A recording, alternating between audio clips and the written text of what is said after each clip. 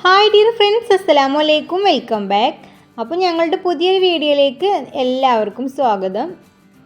ഇന്നത്തെ എൻ്റെ വീഡിയോ ഒരു ചെറിയൊരു day in my life video ആണ് കേട്ടോ. അപ്പോൾ ഞാൻ ഈ വീഡിയോയിൽ ഒരു റെസിപ്പി ഉൾപ്പെടുത്തിയിട്ടുണ്ട്. റമളാനിനൊക്കെ ഉണ്ടാക്കാൻ പറ്റിയിട്ടുള്ള നല്ലൊരു സ്നാക്ക് റെസിപ്പിയാണ് കേട്ടോ. ഇറാനി പോളയാണ് ഞാൻ ഈ വീഡിയോയിൽ ഉൾപ്പെടുത്തിയിട്ടുള്ളത്. അപ്പോൾ രാവിലെ തന്നെ ഇതാ മൊബൈലിന് ചാർജർ ഒന്ന് കണക്ട് ചെയ്യാം കേട്ടോ. ഇവിടെ കണക്ട് ചെയ്തിട്ട് ലൂസായിട്ട് ഇങ്ങനെ കൊഴിഞ്ഞാടുകയാണേ. അപ്പോൾ അത് വീണ്ടും ഒന്ന് ഊരിയിട്ടൊന്ന് അമർത്തി കൊടുത്തപ്പോൾ അത് ശരിയായിട്ടുണ്ട്. ഇനിയിപ്പോൾ അതാ ചായ ഉണ്ടാക്കാനും വേണ്ടിയിട്ട് ഞാൻ പാത്രം ഒന്ന് കഴുകിയെടുക്കുകയാണ്. അപ്പോൾ ഇന്ന് രാവിലെ ഞാനാണ് കേട്ടോ നേരത്തെ അടുക്കളയിൽ എത്തിയിട്ടുള്ളത്. അപ്പോൾ ഇന്ന് ഞാനാണ് രാവിലെ ചായ ഉണ്ടാക്കുന്നത്. അപ്പോൾ അതാ പാത്രം കഴുകിയിട്ട് ചായക്കുള്ള വെള്ളം ഒന്ന് വെക്കുകയാണേ.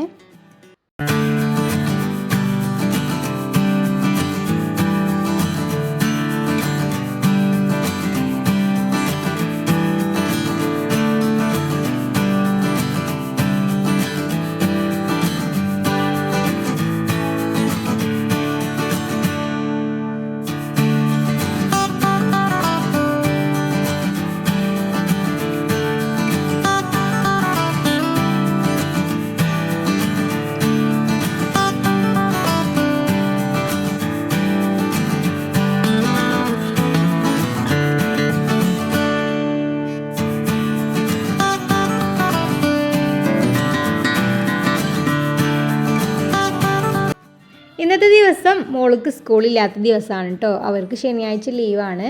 തിങ്കൾ മുതൽ വെള്ളിയാഴ്ച വരെയാണ് കേട്ടോ അവർക്ക് ക്ലാസ് ഉള്ളത്.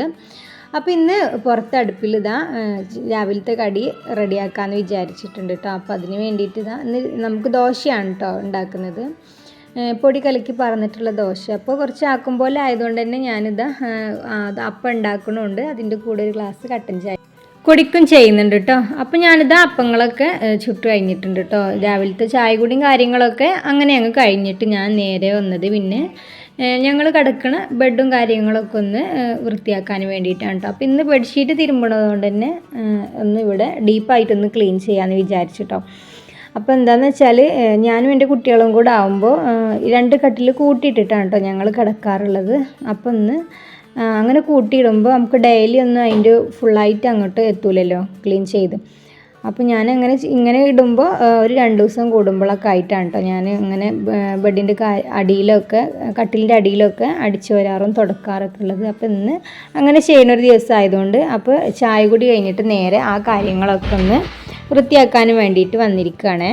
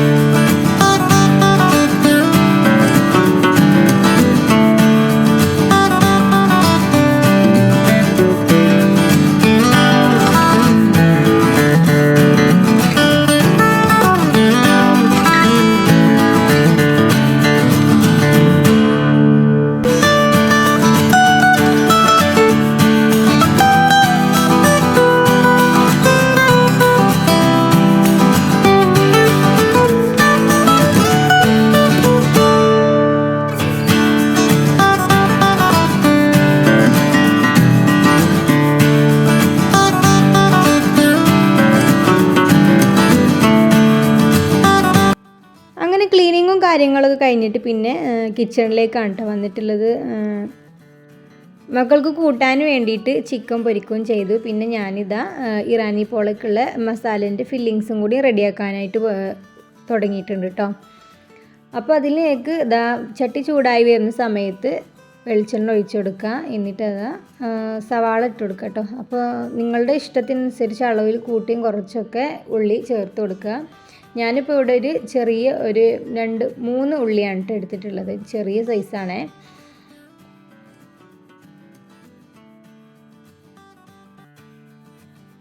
അപ്പോൾ ഉള്ളി വാടി വരുന്ന സമയത്ത് ഇതിലേക്ക് ഇഞ്ചി വെളുത്തുള്ളി പേസ്റ്റും അതുപോലെ തന്നെ ഗരം മസാലയും കുരുമുളക് പൊടി മാത്രമാണ് കേട്ടോ ഞാൻ മസാലയായിട്ട് ഇതിലേക്ക് ചേർത്തിട്ടുള്ളൂ.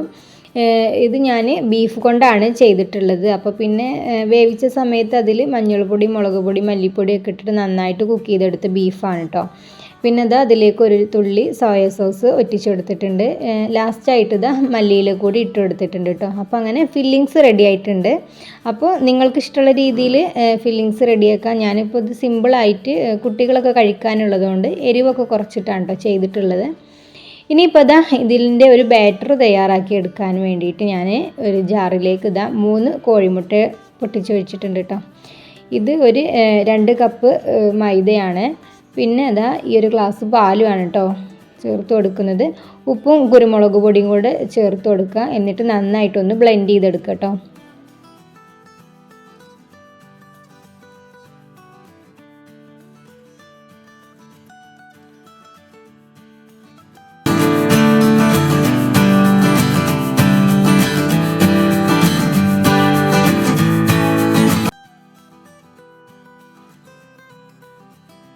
അപ്പോൾ ഞാൻ ഈ ഒരു പാനിലാണ് തയ്യാറാക്കുന്നത്. അപ്പോൾ അതിന് വേണ്ടിയിട്ട് ആ പാനിലൊന്ന് ഓയിൽ ഒഴിച്ച് കൊടുത്തിട്ട് നന്നായിട്ടൊന്ന് ബ്രഷ് ചെയ്തെടുക്കുകയാണ് കേട്ടോ.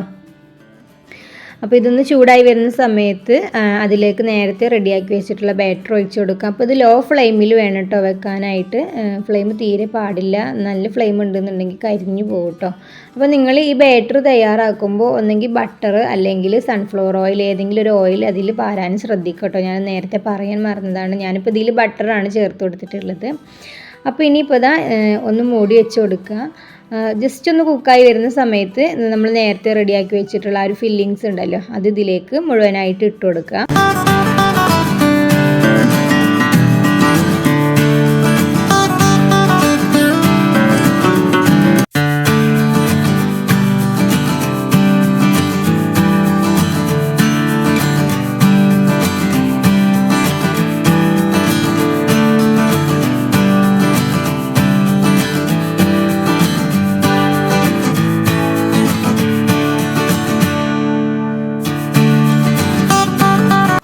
ഫില്ലിങ്സ് മുഴുവൻ ഇട്ട് കൊടുത്തതിന് ശേഷം നേരത്തെ ബാക്കി വെച്ചിട്ടുള്ള ബാറ്റർ ഉണ്ടല്ലോ അത് മുഴുവനായിട്ട് ഒഴിച്ചു കൊടുക്കുക കേട്ടോ. സൈഡിൽ നിന്ന് ഉള്ളിലോട്ടായിട്ട് ഒഴിച്ചു കൊടുക്കാൻ ശ്രദ്ധിക്കുക. അപ്പോൾ അങ്ങനെ ആകുമ്പോഴാണ് കേട്ടോ അത് ഫുള്ളായിട്ട് നിറഞ്ഞ് കിട്ടുള്ളൂ.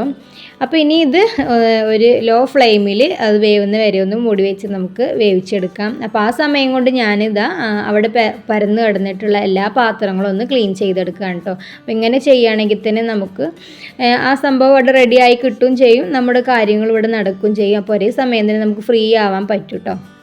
അങ്ങനെ ഇപ്പോൾ ഇതാ ഞാൻ എൻ്റെ പാത്രങ്ങളൊക്കെ കഴുകി എടുത്തിട്ടുണ്ട് കേട്ടോ.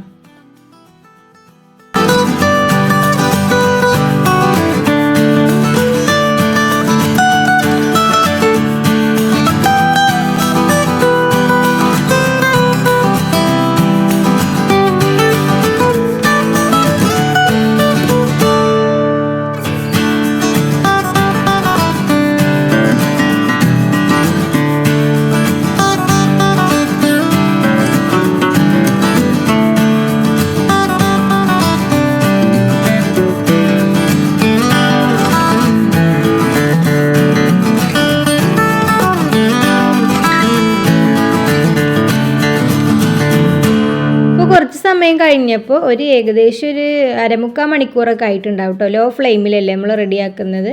അപ്പോൾ ഈ സമയം നോക്കുമ്പോൾ റെഡി ആയിട്ടുണ്ട് കേട്ടോ. അപ്പോൾ ഇങ്ങനെ ഒരു കോല് വെച്ച് കുത്തി നോക്കുമ്പോൾ മാവ് ഒട്ടിപ്പിടിക്കണില്ല എന്നുണ്ടെങ്കിൽ അത് സെറ്റായിട്ടുണ്ടാവും കേട്ടോ. അപ്പോൾ ഇനി ഇതാ എടുത്തിട്ട് ഞാനതൊന്ന് തിരിച്ചിട്ട് ഒന്ന് ചൂടാക്കി എടുക്കുന്നുണ്ട് കേട്ടോ. മുകൾ ഭാഗം ഒന്ന് റെഡിയായി കിട്ടാനും വേണ്ടിയിട്ടാണ്.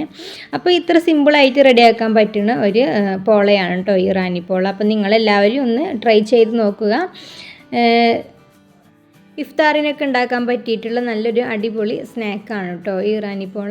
നിങ്ങൾക്ക് ഇതിൽ എന്താ ചിക്കനും അതുപോലെ തന്നെ മുട്ടയൊക്കെ വെച്ചിട്ട് റെഡിയാക്കാവുന്നതാണ് കേട്ടോ. ഇനിയിപ്പോൾ ഞാനിതൊന്ന് കാണിച്ചു തരാം. അതിൻ്റെ ഉൾവശമൊക്കെ നന്നായിട്ട് തന്നെ വെന്ത് കിട്ടിയിട്ടുണ്ട് കേട്ടോ. അപ്പോൾ വീഡിയോ എല്ലാവർക്കും ഇഷ്ടപ്പെട്ടെന്ന് വിചാരിക്കുന്നു. ഇഷ്ടപ്പെട്ടാൽ ചാനലൊന്ന് സബ്സ്ക്രൈബ് ചെയ്ത് സപ്പോർട്ട് ചെയ്യുക. കഴിഞ്ഞ വീഡിയോക്കൊക്കെ തന്നെ ഒരുപാട് പേരുടെ സപ്പോർട്ട് ഉണ്ടായിട്ടുണ്ട് കേട്ടോ. അപ്പോൾ ഇനിയും മുന്നോട്ട് പോകാൻ നിങ്ങളുടെ ഓരോരുത്തരുടെയും സപ്പോർട്ട് വേണം. അതുപോലെ തന്നെ ചാനൽ ലൈക്ക് ചെയ്യാനും ഷെയർ ചെയ്യാനും മറക്കരുത്. പുതിയ വീഡിയോയുമായി വീണ്ടും കാണാം. അതുവരേക്കും താങ്ക്സ് ഫോർ വാച്ചിങ്. പിന്നെ നിങ്ങളുടെ അഭിപ്രായങ്ങൾ കമൻ്റായിട്ട് അറിയിക്കണേ.